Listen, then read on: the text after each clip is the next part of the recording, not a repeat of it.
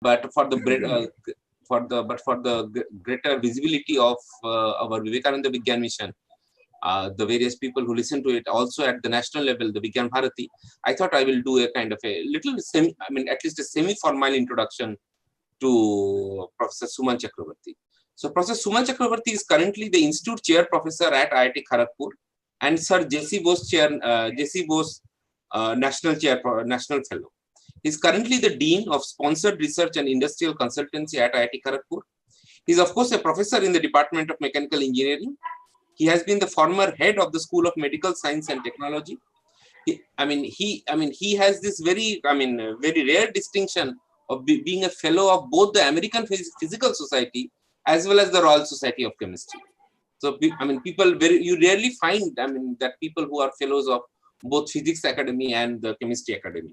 Of course, he is a fellow of all the three major science academies of India and the Engineering Academy, namely the fellow of the Indian National Science Academy, fellow of the Indian Academy of Science, and the fellow of the National Academy of Science of India, and the fellow of the Indian National Academy of Engineering. He is an extremely well recognized across the world for his fundamental and applied research. In fact, I know him even otherwise because I have been one of the, myself and Professor Suman Chakravarti, we have a kind of Indo-Korean project together with DST, and people come across all the way across from South Korea to listen to him and to get his guidance. So Professor Chakravarti, in the truest sense of the word, is a Vishwaguru at his age. And we are extremely proud as Indian as well as Bengali that he has chosen West Bengal as his Karma Bhumi. Welcome, Professor Chakravarti, to Vivekananda Vigyan Mission, which is the West Bengal chapter of Vigyan Bharati.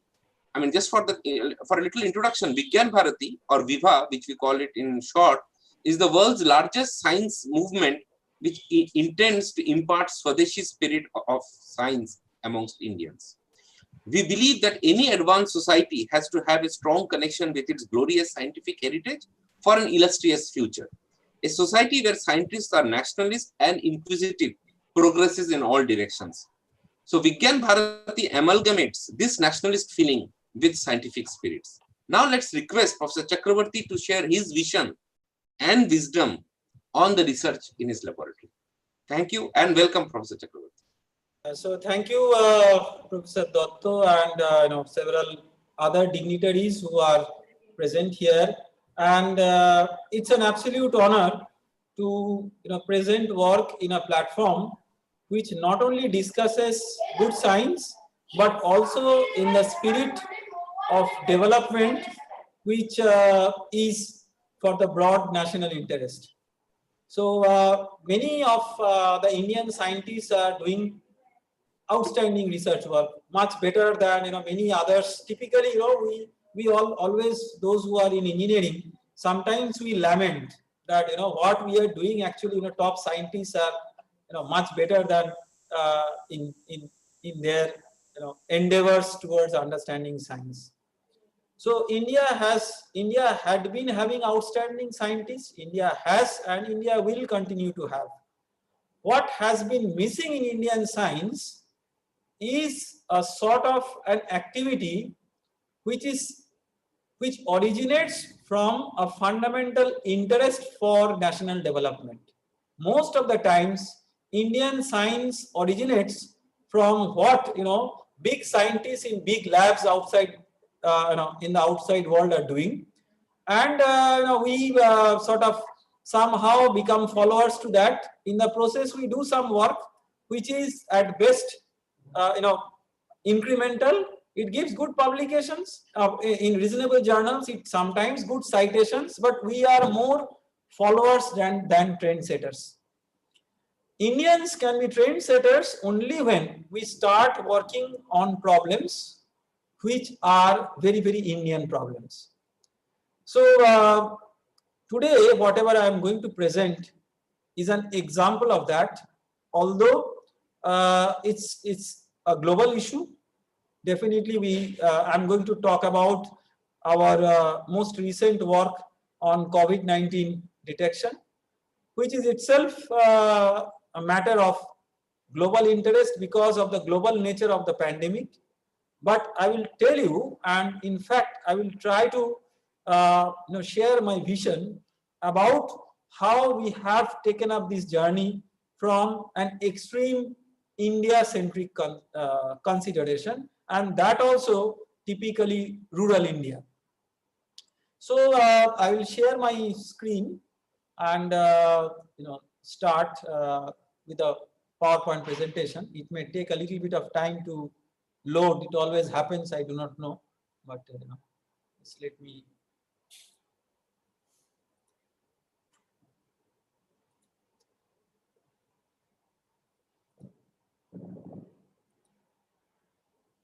So what I see here, that host disabled participant screen sharing. So you have to make me the host somehow. Otherwise, I cannot screen share. So maybe Professor Dotto, if you.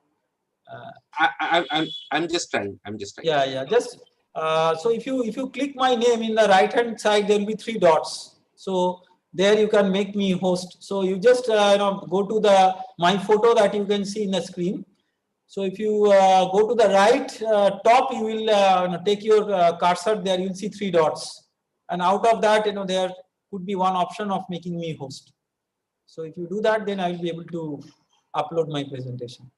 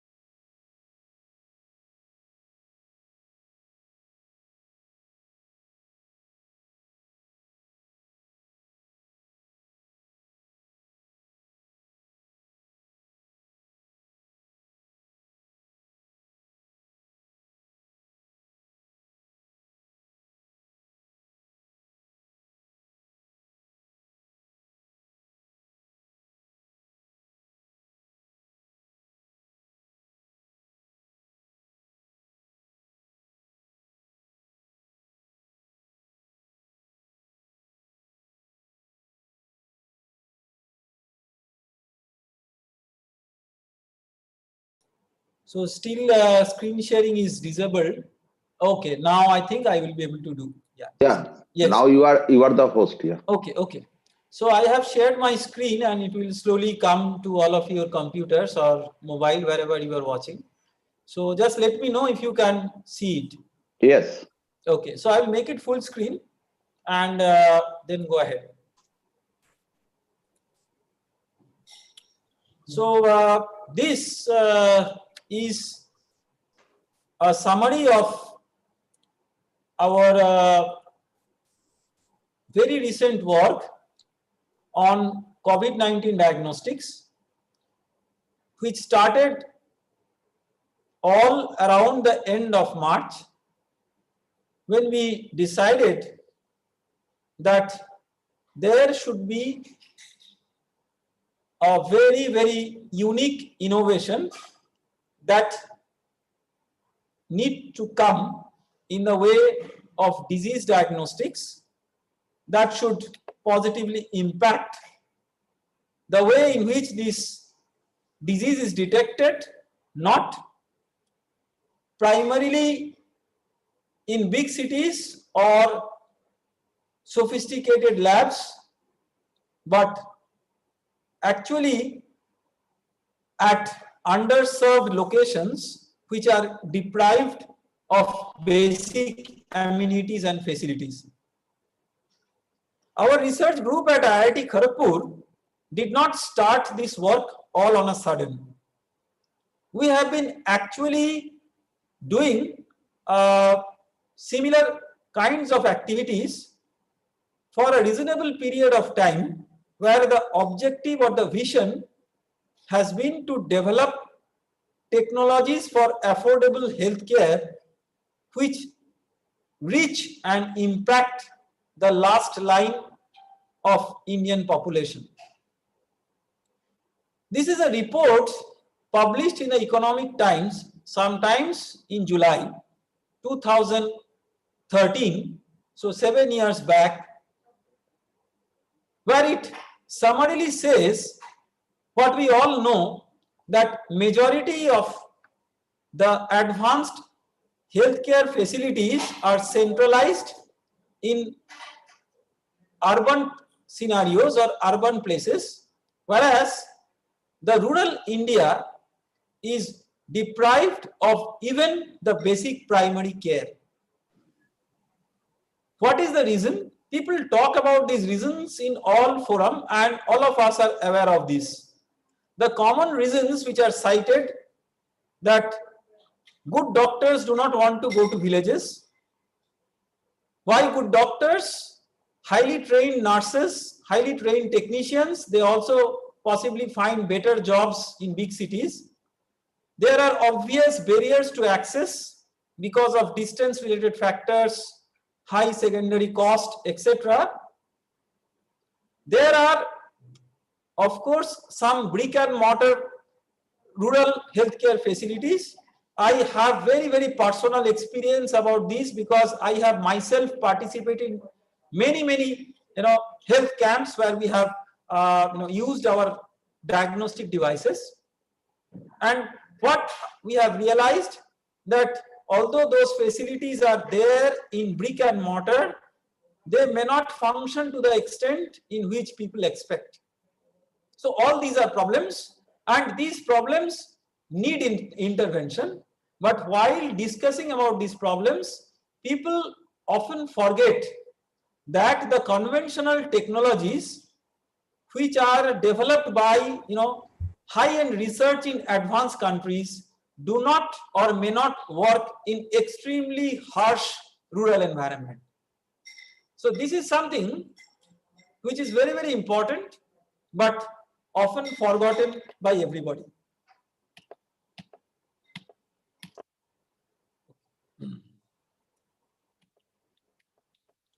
So something needs to be done. While we appreciated that something needs to be done, we thought that as engineering researchers alone, we are not able to do anything. So I tied up with a group led by Professor Shatadal Saha with an objective of disseminating the most advanced medical technologies for the benefit of rural people. In this way, rural health kiosks were set up. These kiosks are essentially small units where minimally trained rural boys or girls, you can give them a good name, frontline rural health workers.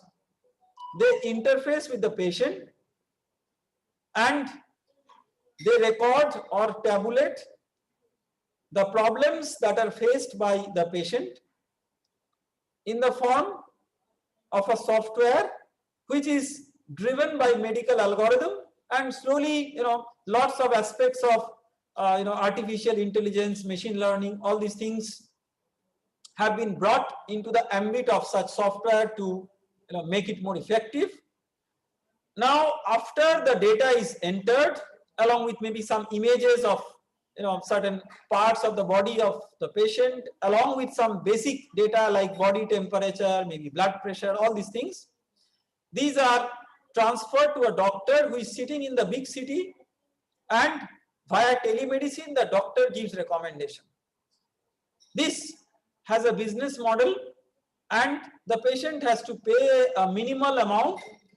So the current cost structure for most of these centers is for 2 visits, including any consultation in between, whatever is needed, cost that the patient has to provide, you can say as visiting fee or whatever is, or registration fee is 60 Indian rupees.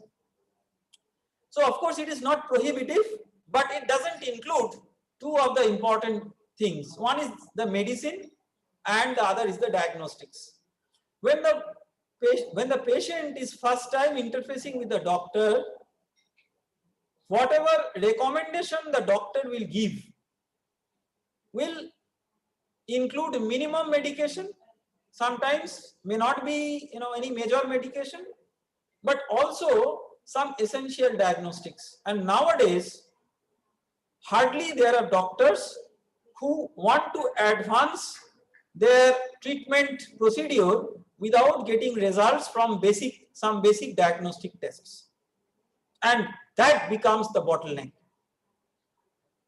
So there are diagnostic tests available. So non-availability of technology for diagnostic test is not a problem. But those are expensive. There may not be proper infrastructure to do those tests.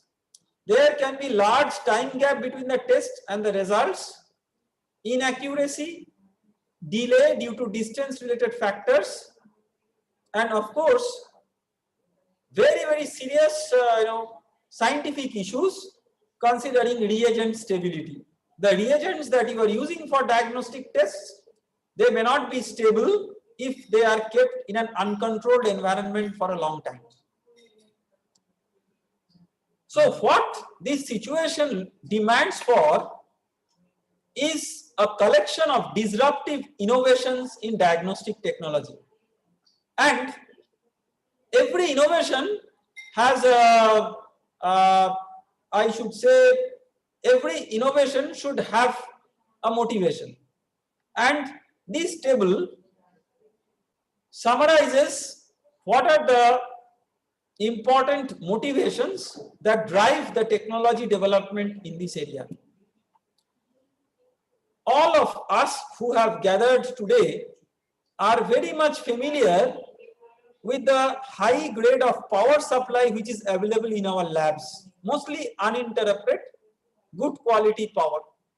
If you go to a village and do a diagnostic test, you must be rest assured of poor quality power and sometimes massive surges and in some cases non-availability of power.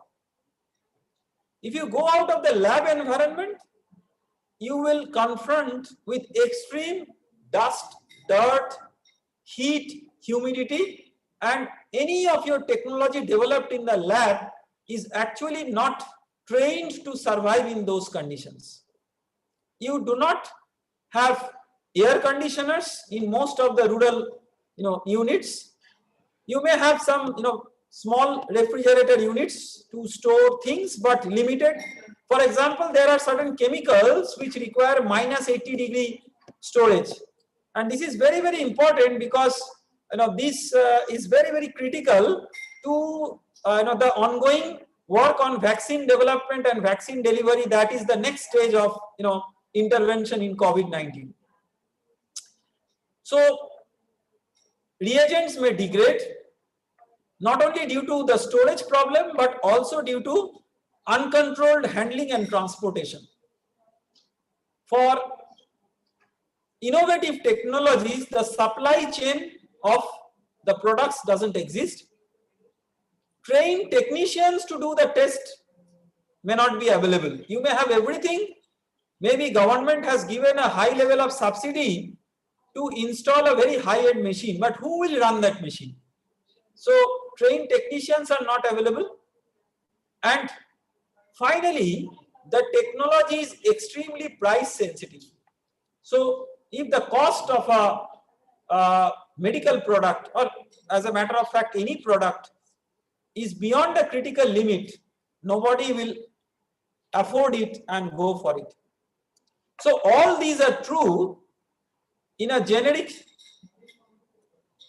context, and more so when the COVID-19 impacted human life in India. Because this is the general audience, I can understand, everybody is, scientifically minded, and perhaps, everybody is a researcher in some branch of science or engineering, either young researcher or senior professor, whoever. So you will be knowing all these. But I just want to sum up with an understanding that all of us are in a common platform. So we want to detect a virus. What is a virus? A virus is a microscopic package of genetic material, which is DNA or RNA, surrounded by a molecular envelope.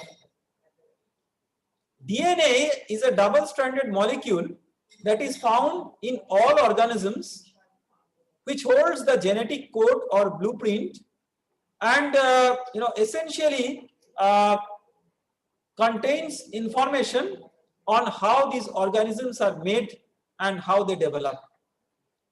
In contrast to DNA, RNA is also a genomic material, but it is single-stranded, and what it does is it copies, transcribes, and transmits parts of the genetic code to proteins, and hence develop the basic building functional blocks of life. Why I wanted to bring these three terminologies in purview is because the novel coronavirus or SARS-CoV-2 only contains RNA. Once inside the cell, the virus uses its own genetic code, which is RNA in the case of COVID-19 virus, and takes control of and reprogram the cells, turning the cells into virus making factories. And that is how this coronavirus invades human body. So we want to detect whether this virus is there in the body or not. How do we detect this? So either we detect the virus directly, or we detect its immune response, or in other words, human body's immune response against this virus. So if you look at this cartoon, you will recognize, so this is a very simplified cartoon of a virus, just to give you an understanding. So you will see that there is an inner shell surrounded by an outer envelope which contains certain proteins like spike protein, envelope protein, membrane glycoprotein, etc. And in the inner periphery there is RNA. So either you detect the viral RNA, which is the direct test of the virus, just for all of us who have our signatures embedded in our name. The virus has its signature embedded in its RNA. So if we can detect the RNA, nothing like it.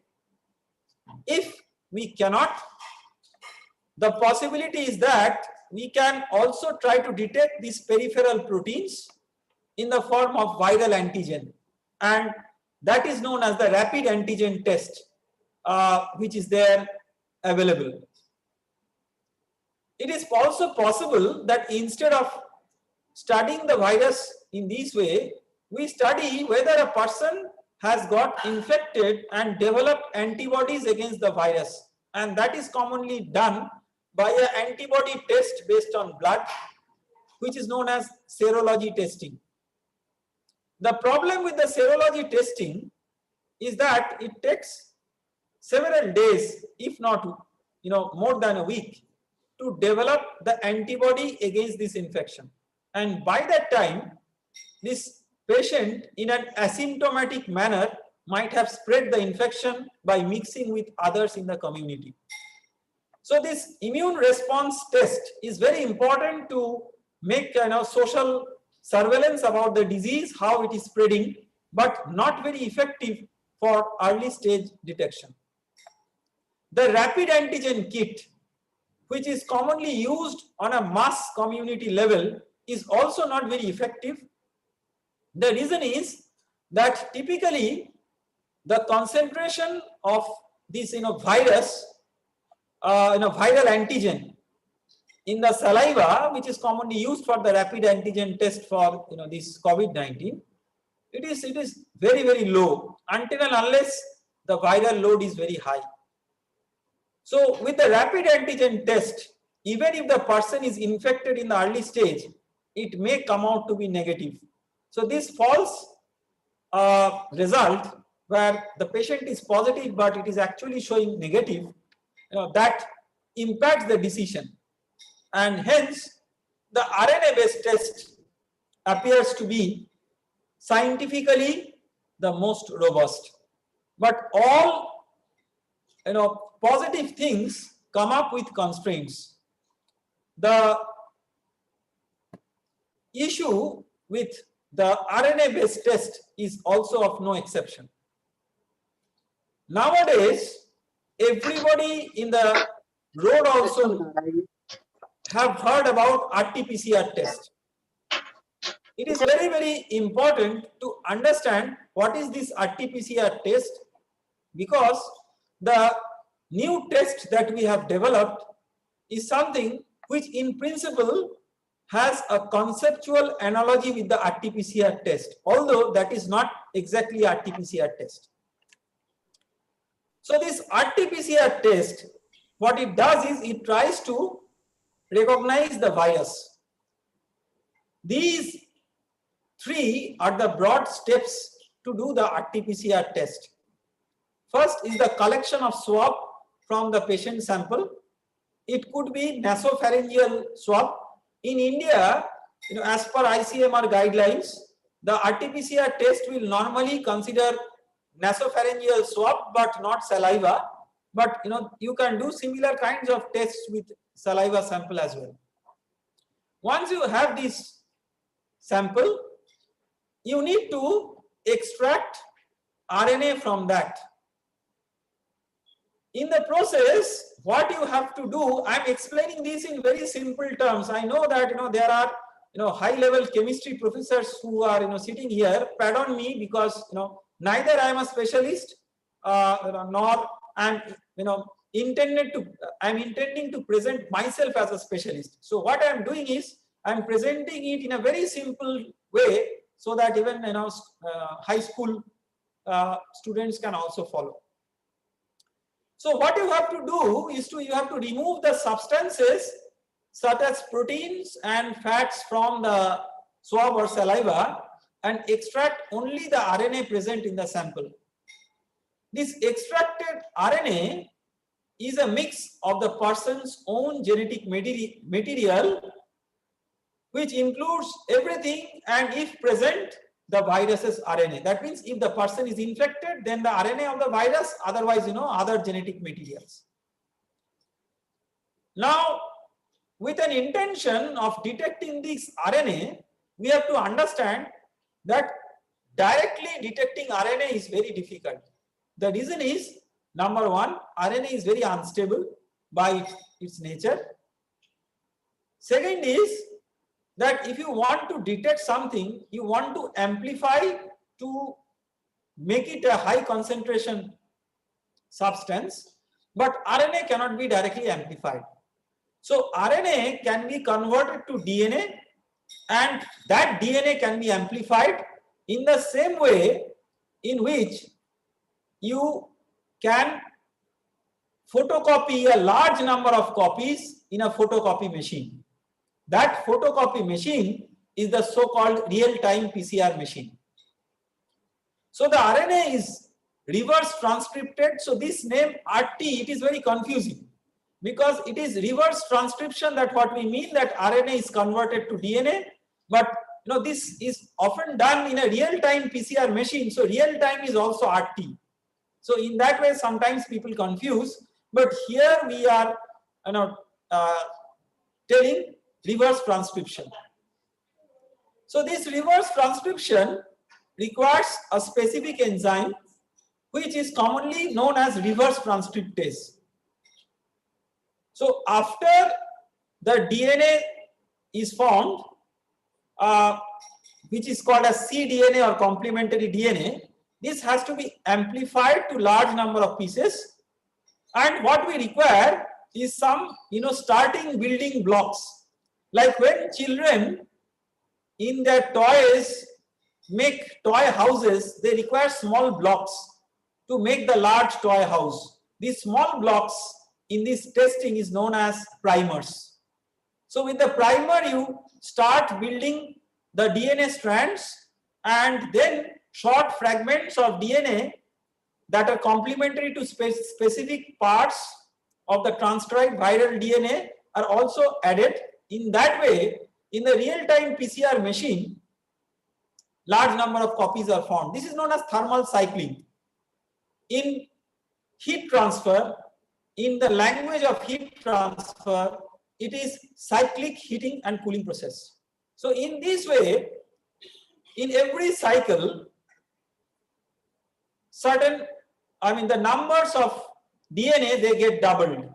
So 2 copies become 4, 4 become 8, and because it is geometric progression, it magnifies very fast. So at the end of around 35 cycles, of the order of 35 billion new copies of the sections of the viral DNA are created, just from each strand of the virus, one strand of the virus present in the sample. So what the computer in the real-time PCR machine does, it tracks the amount of fluorescence in the sample at the end of each cycle in a dynamic fashion. And when a certain level of fluorescence is surpassed, it confirms the virus is present. Earlier it is made, that is, with fewer number of cycles it is made.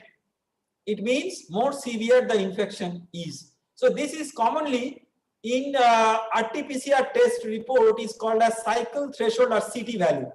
So smaller number of cycles means lower CT value. That means more is the level of infection. Now this test is known to all of us. If this could be done, very, very ideal, but there are many challenges. 2 important challenges are the cost of the machine and the associated infrastructure, the real-time PCR machine. And second is the highly trained technicians who are needed to do the test. Centered around these ideas and different kinds of tests, because media covers, there is absolutely no problem if science is discussed by people who give importance to science. But when science is discussed by common media, one good thing is it spreads to people. But there is also a danger that some myths, beliefs, etc. are created. So, as I understand, more than 600 number of different COVID-19 diagnostic tests are now commercially available. People are always confused which test is good, which test is bad, and many of these things actually depend on the way in which these tests are advertised. So these are certain pointers which are very important. First of all, we have to see whether the test is a screening test or a confirmatory test. The difference is that if you have a screening test and whatever is the result of the screening test, it is not confirmed until and unless you go through a confirmatory test. If the result is negative, the rapid antigen test is not confirmatory. It can be confirmed only by RT-PCR test. There is another misunderstanding that cost of the kit is same as the cost of the test. It all depends on how you are doing the test. If the kit itself is a disposable unit that is required for the test, then cost of kit is exactly the cost of the test. But if the kit itself needs to be used in a machine which is high-end, which requires high-level technicians, high-level maintenance, then there can be a huge difference between the cost of the kit and cost of the test. So currently, because of huge efforts of primarily government intervention and large number of players in the market, the RT-PCR test kits, what I understand is all the costs are controlled in Indian market within 500, 600 rupees like that. People will always ask question that if the cost of the kit is around that, why do we have to pay 2000 rupees or more for the RT-PCR test? Of course, there are business models associated, but even one of the important things that you require a special cost for the machine and its allied infrastructure. Sometimes people are going for cheaper tests. In the Indian context, it is very tempting to go for the cheaper test, but is always cheaper the better. People are always thinking or planning for or aiming for rapid tests, so is quicker the better. In the process of making it cheap and making it quick, are we increasing the danger of reagent contamination? Are the reagents stable? Are there significant cross reactivities which could lead to false positives? Are the tests resource intensive? Are they user friendly? That means, can those be performed by people with minimal or absolutely no training? Are the tests accurate? The accuracy in the diagnostic world is normally dictated by two key parameters, sensitivity and specificity. In very simple terms, sensitivity is the ability to detect true positive and specificity is the ability to detect true negative. And finally, is the test fancy? In other words, does it include unnecessary electronics or indirect sensing, which may be very good as a consumer electronics point of view, but doesn't benefit much from the scientific perspective. So while looking into all these, we figured out that in the market, there is absolutely no test which is of RT-PCR scientific standards, but doesn't require the kind of infrastructure that is necessary for the real-time PCR test. A major simplification of the RT-PCR test comes through the innovation of isothermal nucleic acid tests. That is, in very simple terms, instead of performing thermal cycles, you are using isothermal or constant temperature processes. So one such important test, which many of you are well aware of, is the RT-LAMP test. So RT-LAMP is a reverse transcription followed by the loop mediated, a loop mediated process where there are isothermal conditions in which you can perform the test. Thermal denaturation of double-stranded DNA is not required, and it has very specific amplification as it designs 4 primers to recognize 6 very special distinct regions of the gene, and it is very rapid and cost effective. The major problem with RT-LAMP is not the scientific principle of the test. It is quite rigorous. The problem is the detection. The detection of the RT-LAMP test is often ambiguous. Sometimes you have a colorimetric detection which itself is will significantly depend on the sample processing steps. Not only that, the RT-LAMP requires a complex primer design system. It is not as simple as many other tests. So this can constrain the target site selection and compromise the specificity or resolution of the test. In other words, it can compromise with the quality of the test outcome. So to circumvent that, one may apply additional special steps to improve the specificity. One such additional special step is by now very famous. It is known as the CRISPR-based step, and CRISPR-Cas technology, which was introduced in 2012, is by now very popular because it was awarded the Nobel Prize in Chemistry in this year only. So again, just to simplify, CRISPR naturally occurs in some living organisms like bacteria as defense system against invading viruses. When bacteria survive a viral attack, they incorporate pieces of the virus's DNA into their genomes, and those viral segments and the genetic pattern between them are basically the CRISPR. If the virus attacks again, the bacteria use those CRISPR segments as templates to create strands of RNA, and the CRISPR RNA in the CRISPR-Cas-based test carries along a protein which I have just symbolically presented as Cas-X. So X for Cas12, Cas13, Cas9, etc. There are different CRISPR-Cas combinations are there, but all with a common philosophy. To the target location on the viral DNA, it targets, and just like what we do with a pair of scissors, it disables the virus by cutting its DNA.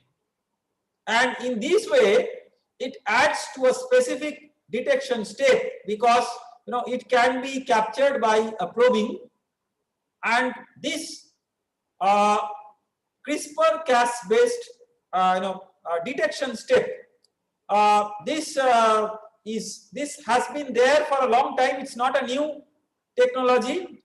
Outside India, there has been a very famous technology based on this for COVID-19 detection, known as detector technology. So there are commercial devices like or commercial tests like Sherlock. So these are good abbreviations. You can understand that Sherlock is like following Sherlock Holmes, and the idea is to be a detective and find out whether the virus is there or not. In India, a very similar test, the CRISPR-Cas based test, has recently been very popular and taken over by a commercial group, and this is known as the Feluda test, so to say. And you can now recognize that Feluda is our beloved Indian and Bengali counterpart of the Sherlock, which is there as a part of a foreign test. So now all these tests are good and very promising, but the problem is that they depend on an RNA mediated detection process. So you can see this RNA. As in the very beginning of my talk, I mentioned that RNAs are very unstable, and on the top of that you are engaging enzymes, active enzymes. So what it means is that this part of the detection process is somewhat unstable, in a way that in a controlled lab environment there is no problem associated with this. But when from lab you bring it to the field, this RNA mediated process may suffer challenges because of the inherent instability of the RNA. So we wanted to do something different. So what we did is that instead of that RNA based special detection step at IIT Kharagpur, we innovated a DNA based special detection step, which is our patent protected technology. So what we essentially did is that over and above the basic RT lamp step, we included a DNA based specific probing step to make the reaction more specific. But this is what some biologists can do, and this is a core activity of classical biologists.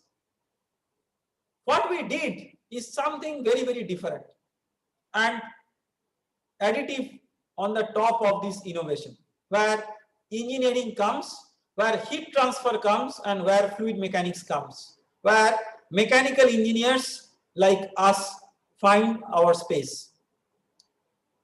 There are so many isothermal nucleic acid tests for different diseases. Today we are finding those out because we are interested in COVID-19, but these lab-based tests for tuberculosis and many other diseases have already been there, and the people have been using them, not that they are new. Why they are not popular in the diagnostic world? They are not popular in the diagnostic world is because there is no dedicated instrument, just like the real-time PCR machine, a dedicated instrument or a portable machine unit where these kinds of tests could be done very simply at very low cost. So what we did is, in the process of implementing this test, we innovated a portable machine unit, which I should not say is a replacement of the real-time PCR machine, but is a substitute of the real-time PCR machine for doing isothermal nucleic acid based tests. In other words, you can use this machine not just for the specific method that we have innovated for COVID-19, but several other methods which depend on isothermal reactions to complete the test. So what are the essential steps of this COVID test that we have recently introduced? So you have the original lab-based reactions to analyze the RNA. Then within these you have this specific probing step, and actually these probes in the current version of the test we are adding together with the initial reaction mix, so that there is very little manual step in between, and this can be performed very easily by minimally trained human resources. Once the result of the test comes out, so first of all, one major change from a one-step isothermal process is the multi-step isothermal process that we are having in this test. So this step has a particular temperature. This step also has maybe one or two specific temperatures. Your initial RNA isolation might require some heating step. So you could have certain stepwise or piecewise isothermal reactions. And the good thing about our machine is that all those isothermal steps can be pre-programmed in the machine. So that means the user doesn't have to do anything, just the user has to switch on the machine, load the reagents and run the test. At the end of the test, when the products come out, the products are seamlessly dispensed within these paper strips. So this is what is known as paper microfluidics using lateral flow detection assay. So when they are dispensed in the paper microfluidic strips, then you have two important spots where you expect lines to be visible. One is known as test line, another is control line. Control line is a line which, if it appears, it shows that the detection in the strip is working. And to make this strip working, you do not require any external power, because it is by capillary pumping or surface tension driven pumping. And whether that pumping is occurring or not, this line is just an indicator of that. But that is not the test result. In the test line, which you can see appearing here, if a line appears, that means it is positive for the test. And if the line doesn't appear, it is negative for the test. It can actually be visualized by human observers, but it depends on the lighting, it depends on the environment, and sometimes the line is so faint that it requires some interpretation. So we tried to obviate manual intervention so that mobile or smartphone based image analysis takes over. The mobile phone camera takes image of this. does image analysis and disseminates the image analysis in the form of an algorithm that we have developed for our test. This algorithm is very important because we are testing multiple genes, not a single gene. So a logical algorithm is there, and that logic-based algorithm is implemented in the smartphone app, and the result is disseminated in the smartphone app.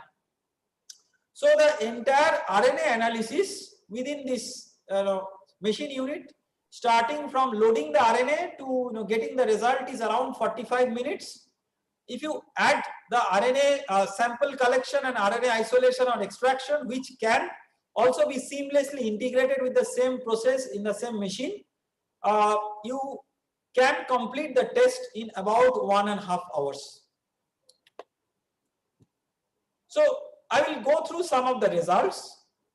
What we desired at the very beginning of innovating this test, that this additional probing should improve the specificity of the test. That means, very specifically we are able to distinguish different things. So here you can see that we tried to distinguish between influenza and coronavirus, novel coronavirus infection. This is very, very important because influenza and novel coronavirus, they can manifest with very, very similar symptoms. People can sneeze, they can have cough, cold, fever, sore throat, etc., which are very, very generic to many, many different viral infections. So instead of being panicked, can you sort of distinguish between these two using this method? We clearly found that the two genes that we have used for that, for influenza A, we got clear test lines. For coronavirus, novel coronavirus, we got clear test lines, whereas for influenza A, we did not see any test line. So if the paper strip could simply distinguish between the influenza and the coronavirus. We wanted to do a large number of such tests in our lab, but because our lab is not a sort of a lab which is authorized to do work with sensitive viruses, so we had to use in vitro synthesized target RNAs. In very simple words, these are sort of artificial simulating viral RNAs in the form of various gene segments. So these are scientific standards, and in scientific literature you can report all these, except that these are not infectious. So we use these genes, the so-called RT-RP gene and IN gene, very standard for COVID-19 detection, and found a very, very high level of detection of high percentage of true positive or true negative. We also could establish the high sensitivity of detection in the way that we used several copy numbers. So what are these copy numbers? Copy numbers are representative of the viral loads. That means actually how many viruses are present. So if you have, so we could detect as low as up to 10 copy numbers. You can see with 10 copy numbers, you can see a very faint test line. Less than 10 copy numbers, we could not detect by this. But 10 copy numbers is itself a very, very low viral load, which is considered to be a very, very good benchmark even in the RT-PCR test standards. So we could reach that. But as always said, the proof of a pudding is in eating. So your pudding may look so good, but if it tastes bad, it is bad. So we wanted to get a proof of our method and machine by subjecting it to patient sample validation, that for real patient samples, not for simulated RNAs, how does it work? So as per the guidelines of ICMR, we subjected our method and machine to a patient sample based validation as per strict ICMR guidelines, comparing with the RT-PCR tests done by the same samples using the very advanced RT-PCR kits. It was performed in ICMR authorized unit, ICMR NICED, located at Kolkata. This is our nearest ICMR authorized unit. And this is the summary of the result. So we tested 200 patient samples with 115 positive and 85 negative as reported by their RT-PCR tests. These were presented as blinded patient samples. That means we did not know the results until and unless those were compared with our tests and disclosed in the form of the final validation report and certificate. So we could detect 108 positive properly, and out of the 85 negative we could detect 83 properly. So in this way, this simple test showed 94% sensitivity and around 98% specificity. This is for all CT values. That means all the ranges of viral loads. If you take a cutoff CT value of around 30, which sometimes this is a very important benchmark in the literature, because for CT value less than 30 people, greater than 30, people do not normally take it as a very serious infective threat. So for CT value less than 30, the COVIRAP version 1, which was tested by ICMR NICED, showed 98.86% sensitivity, which is almost like 99% sensitivity. So of course, these initial testings were very promising. The validation done by the certified unit, very, very promising. But we learned several scientific lessons and understood that there are several scientific factors to iron out. So why, many people ask us that there are many low-cost tests which test only one gene target. We are testing 2 gene targets. What is the reason?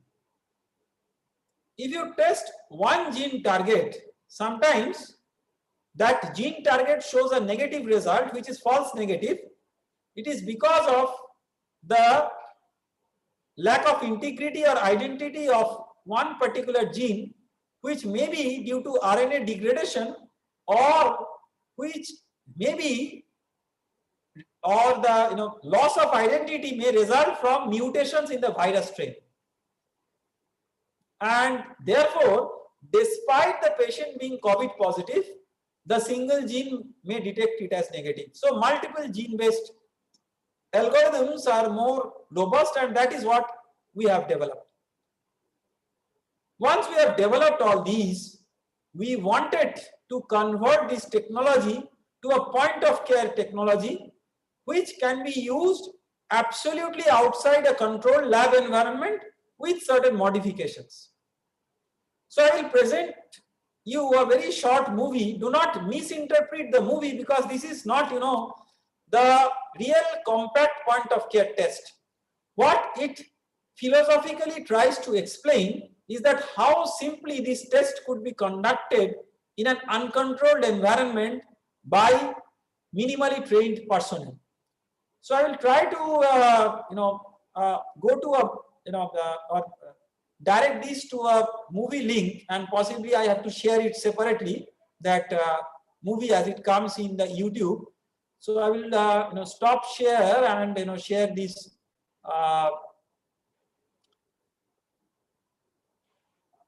Okay.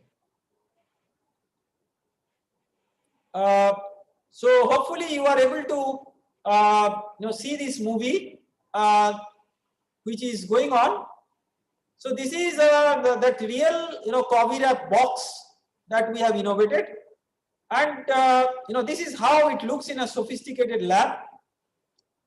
we brought it out from the lab to a simple, test bench, which is a table on which you have, certain, basic gadgets for doing the test. All these can be simplified, and we have, simplified these to a large extent. You require certain basic, tubes with, reagents and reagent mixes, and, of course, certain paper strips to do the diagnostics. The whole objective, so I will not, actually run the full movie, because the objective is not to show you, how exactly the test is done, but to philosophically appraise you the simplicity of the test. So, these pipetting steps actually can be also minimized, but in a way, in our framework of rural healthcare, we have already trained large number of rural women how to use these pipettes. So it is not a very complex thing that many of the laboratory people imagine. So these reaction tubes are being loaded in the machine, and the machine is being run. The reaction goes on, and once the reaction is over, the detection starts. So these are the paper strips that you can see. So these paper strips are very simple, like dipsticks, commonly used for home pregnancy tests. We are not actually, testing these outside the machine, because this testing itself has to be done in a controlled location inside the box. This is just for demonstration. And then after this, the strips show the test results within a few minutes. We put this in a cartridge and insert the cartridge in the machine, just like what you do for reading a credit card in a credit card reader. The mobile app then takes over. It takes the image and does the analysis, and the result of the test comes. COVID positive, COVID negative, or even if there is some ambiguity or test has to be repeated, it comes. This entire result dissemination can be integrated in the form of a cloud, and all this these data in the cloud can be analyzed and used for making or setting up government policies. So this is a glimpse of our testing that was done in the ICMR NICED. You can see the director of the ICMR NICED there. So now, as I told that, it is not that this COVID app is just meant to test COVID-19. Today it is COVID-19, but there are other very complex ailments that are affecting human life. People are suffering not because of COVID only. People are suffering from various different types of ailments, and these things will continue. So this is where we want to generalize this machine and use it beyond the COVID period. Our interest is not short-term, interest and vision is of much longer term. So I will continue the slide show presentation. So let me share the slide again, and I will continue. Okay, let me come to the place where we were. Yes. So in effect, what we did achieve, COVID app is not just a COVID test. To us, it's a paradigm shift for bringing the high-end molecular diagnostic RT-PCR test in a simplified form via the COVID app machine from lab to field. So the cost of this machine, as it is made in the lab, is within $100 US. It substitutes the thermal cycler with very simple basic electronics and heating unit, smartphone integrated, pre-programmable, can be conducted or can be used for conducting in a modular manner different types of isothermal nucleic acid tests, not just our COVIRAP test. The sensitivity and specificity is quite reasonable, very close to what you expect out of RT-PCR test, and it has been validated on patient samples, and it can be implemented with absolute minimal infrastructural support and without any trained or skilled technicians. The future of this technology, therefore, is much far-fetched. Today it is COVID-19. Along with that, there are several viral ailments which are important, and for all those viral ailments, very similar viral RNA-based tests can be conducted. So I can read a long list, but you can see here, starting from dengue, Ebola virus, different types of hepatitis virus, influenza, Japanese encephalitis, measles, rabies, rotavirus, Zika virus, along with non-viral like tuberculosis, malaria, for all these lab-based assays have been developed, and this machine can perform as a generic diagnostic platform to perform all these tests. So we have already started this way forward, and this technology is in the process of coming to the market. It is being commercialized. Multiple companies will be bringing this technology to the market. Despite our conversations with various companies, we are open to discussion with more companies so that we can bring this technology to the market at different locations and rapidly disseminate with the help of government support. So I'd like to acknowledge the team of researchers, Professor Arindam Mondal, who is the lead virologist, the bioscience expert in the team, Professor Aditya Bandyopadhyay, who has shared his key expertise in developing the machine, PhD students Sujoy Kumar Biswas, Saptarshi Banerjee, Nandita Kedia, Subhamay Chatterjee, Arotrika De, and 2 undergraduate students who have helped in developing the mobile app, Shreyansh and Srinivas. So I'd like to acknowledge these, these are, of course, high-end scientific personnel, but we also got lots of helps from our, lab technicians, several, unskilled professionals or minimally skilled professionals.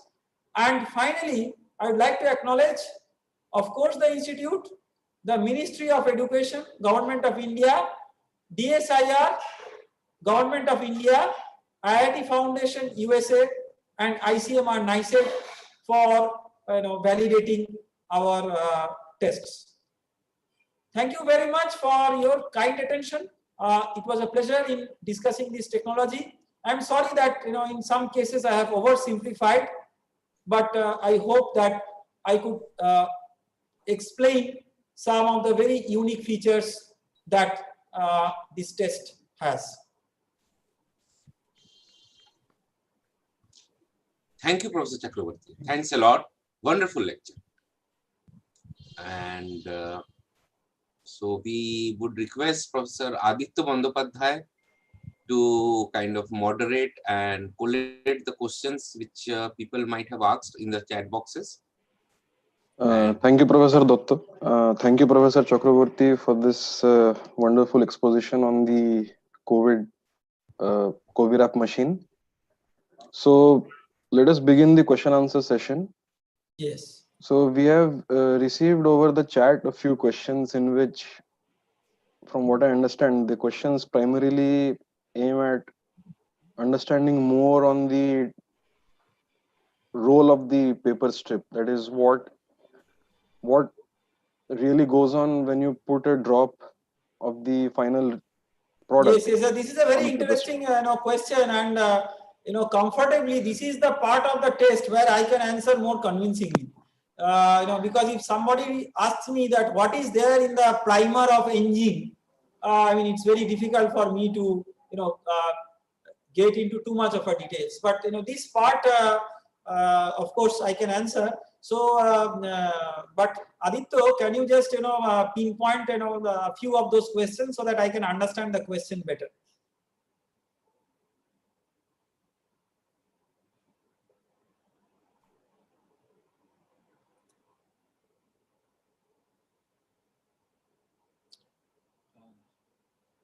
Somehow the voice is lost. Aditya, you are muted. Aditya, you are muted. Yeah.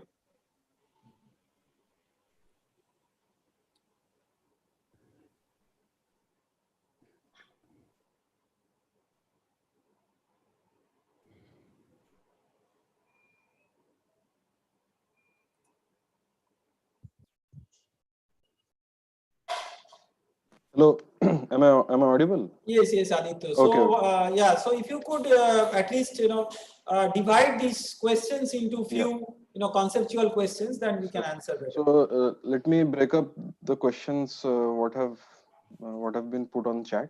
So how does the paper test look like physically? So when you put a drop, so what are the different things that we expect to happen over time? Okay, so let me explain what this paper strip is all about. This in the scientific world is known as lateral flow assay. So lateral flow assay, what it basically does. So I will give you a very generic example. Let us say that there is a particular antigen that you want to detect. So if you want to detect that particular antigen, how will you detect that antigen? You can detect the antigen by an antibody which is the complementary to that antigen that binds with the antigen. So this is the basic philosophy of biosensing using antibody-antigen conjunction or complex conjunction. So to facilitate that and to make it sharper in the paper strip, so first of all, this paper strip is divided into 4 sections. One is the sample section where this sample, which is something which contains say antigen as an example. I am giving this as an example to explain how this paper works. So this antigen is dispensed in the sample, but how this will flow to the next sections? So there has to be a capillary flow. So you introduce some buffer solution, and at the end of the paper, fag end of the paper, there is a section that induces capillary pumping or the capillary pad. So what it does is that by creating a capillary pressure gradient, it drives the sample along with the fluid in which the sample is there. Now this sample first goes to a section of the paper which is known as conjugate pad. In the conjugate pad, what you have is very commonly, this is not general, but I would say very commonly, a nanoparticle, typically gold nanoparticle, but there could be several other nanomaterials. Here there are many experts of material science like Professor Pallab Banerjee himself. So so that is a very open area of research, but I'm not coming into that. So I'm just giving an example, say gold nanoparticles. So do not get confused by gold. The very trace amount of gold nanoparticle that is required, it doesn't influence the cost. Do not imagine the as the cost that we associate with gold ornaments with the cost of this. So gold nanoparticle conjugated antibody. So this antibody, if that antigen which is there, if this antibody is a conjugate of that antigen which we are testing, that antigen will bind with this antibody, and that antigen antibody binded thing along with the nanoparticle, this is called as a complex, this moves by the capillary flow. The unbounded nanoparticle antibody which is there on the surface, that also flows by the same capillary flow. It then goes to a particular section in the paper strip which is called as test section or test pad. In the test pad, there are 2 lines. One is the test line and another the control line. In the test line and control line, again, two particular antibodies are immobilized. These are called as primary antibodies and secondary antibodies. So what the primary antibody will do, the primary antibody which is there in the test line, it will bind with the antigen antibody complex, which is there. This antigen antibody complex will bind in the test line with that primary antibody. So you will have a particular, a sandwich where there are two antibodies, one antigen and a binded gold nanoparticle. In the if you have an unbounded or non-conjugated this gold nanoparticle antibody which came from the sample, it will simply move and that can bind to the secondary antibody which is there in the control line, and it will give a signal based on the gold nanoparticle. So the signal from the control line, it will not indicate the presence of the antigen, but it will simply indicate that the capillary driven fluid flow, capillary driven microfluidic transport is occurring. So the control line appearing in the strip shows that your paper diagnostics is working in a physical sense.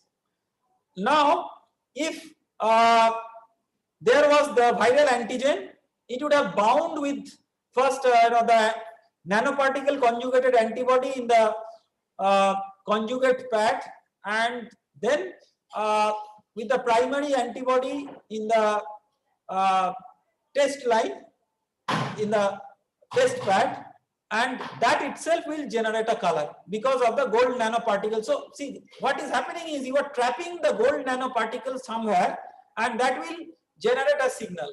It could be a colorimetric or any type of signal. Normally visually detectable.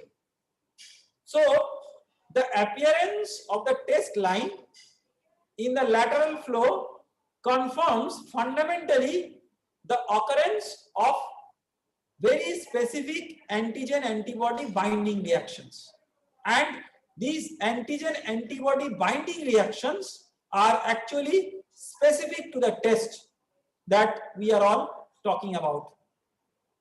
So that is what this lateral flow strip does.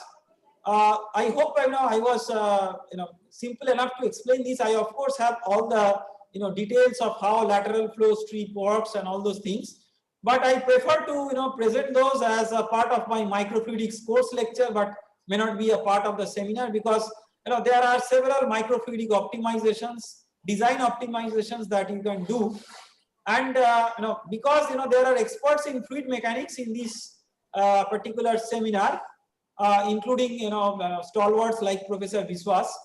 I just wanted to inform that the complexity in fluid mechanics is that there are 4 different sections with 4 different pore structures, very complex pore structures.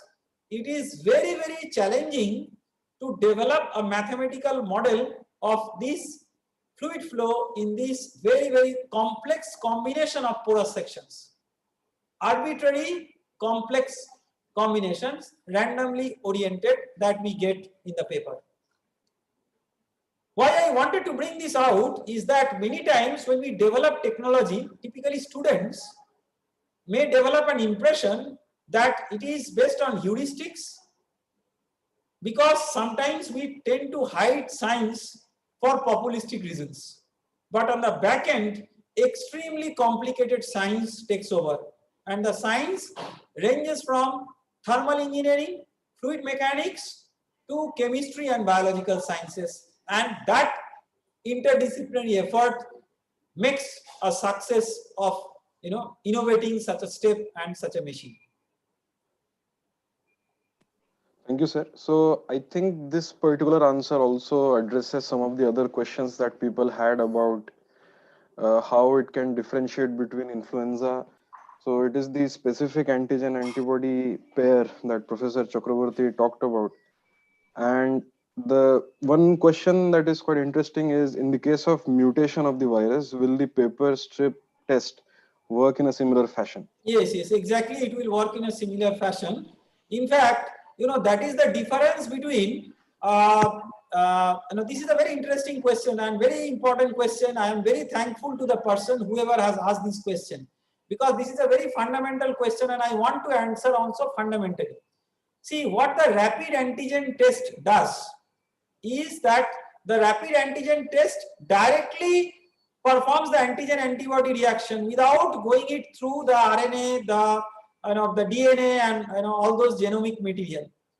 So once the mutation happens, the antibodies which are already designed to detect that antigen are no more effective. And antigen antibody, the rapid antigen test is a straightforward, antigen and specific antibody binding to that, not the kind of binding that we expect in a post DNA hybridization reaction, which is different from the kind of binding that we are getting in our test.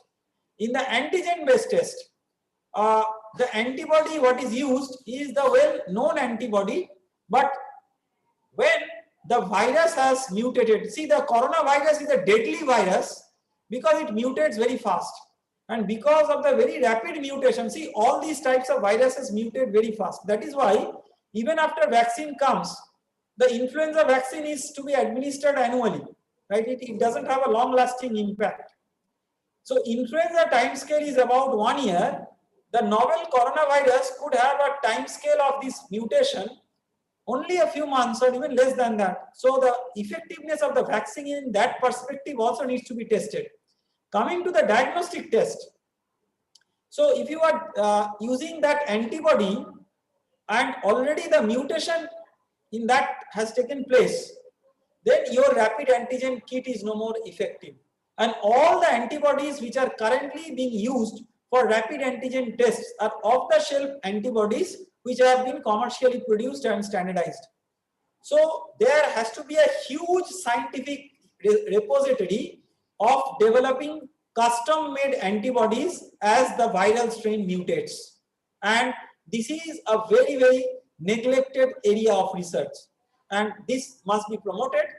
This is important for rapid antigen test kits, but not for our test, because in our test, we are not using that antigen antibody combination for detecting the virus. Our detection of virus is based on the RNA, and for that the primer design is good enough, and primer design can always be done using a software which already, it's an open source software which already accommodates all these mutations in the viral strain. So let us move on to the next question in particular. So is there some role of the pH of the buffer solution that is being used? Yes. pH of the buffer solution is very important, although we are not actually reading direct observable color at the end of the reaction. So pH of the buffer is very, very critical if the reaction products you are having in a glass tube and you are visualizing the color, because that color is strongly influenced by the pH of the buffer. Here, pH of the buffer is important in the context that it should not influence the antigen antibody binding, which is the fundamental premise of action of the lateral flow assay.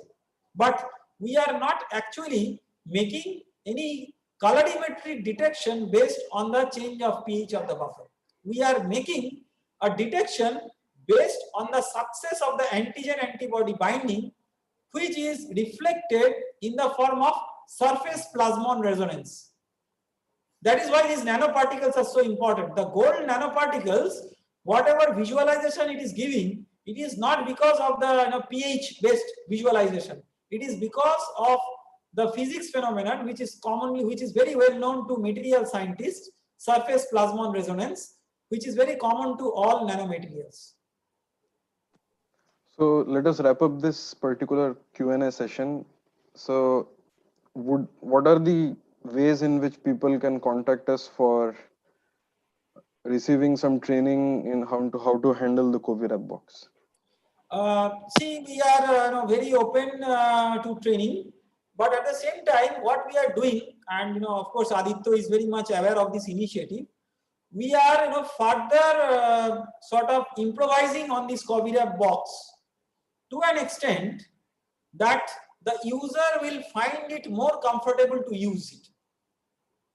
By that time, hopefully all our commercialization activities will come to a stage when the first versions of the commercially made COVID app, they are there, they have come up, and then I think it will be an ideal time to conduct these kinds of training programs. We are very much open to all these things, but I believe that to bring a technology, and this is a technology, see the difference between this and maybe some of the fancy home tests that many of the US companies or foreign companies are developing, is that we want to actually, if you say what is my vision about the test, I do not want to make it a test which requires a high-end lab. At the same time, this test will also lose its importance if it is a home test, because at home, how many of these tests you do? Better you put these test units in common community centers. For example, village clubs where people come for playing, badminton, carom, table tennis, like that. In similar units, you house these kinds of machines so that in the community level, without procuring, individually, minimally trained people can do this test. This paradigm is not so easy to be explained to commercial entities or commercial units who have a kind of mental block on what an ideal diagnostic test is. So that is what is a big challenge, and in our team, we are all ready to take up this sort of conceptual challenge of making an altogether different type of test that, according to my belief, will change the face of the affordable diagnostics done in rural India. So thank you, Professor. So this wraps up the Q&A session, and I thank all the people who have put forward their questions, and thank Professor Shuman Chakraborty for answering them. So let us proceed with this particular seminar with Professor Datta. Yes, so thank you, Aditya, for wonderfully kind of and eloquently kind of summarizing the questions into bullets, so that the kind of the message goes down to all the speakers. And of course, we are recording this, so and this would be shared over YouTube, which of course other people can also read and find information from. So now I request our young faculty member from IIT Kharagpur, Dr. Somnath Ghoshal, to convey the vote of thanks. Thank you so much, Professor Datta.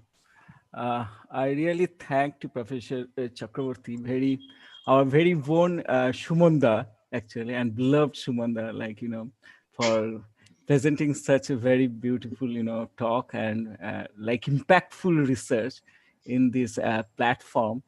And we learned a lot. He really made our Saturday evening, very joyous, So we really thank him.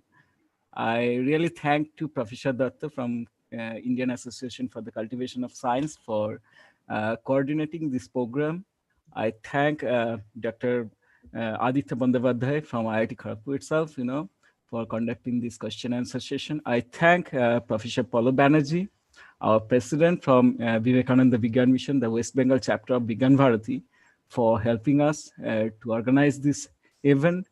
I thank all other Vigyan Bharati members, and particularly Sri Prasadji also for helping us in organizing this event. I thank other participants, dignitaries, for sharing some thoughts, ideas, and participating in this event. So thank you so much to all. And in future also, with your kind cooperation, we will be able to organize such events as usual. Thank you so much, and good night to everybody. Thank you. Thank you very much. Thank you. Thank you. Good night. Good night. Thank you all, and good night.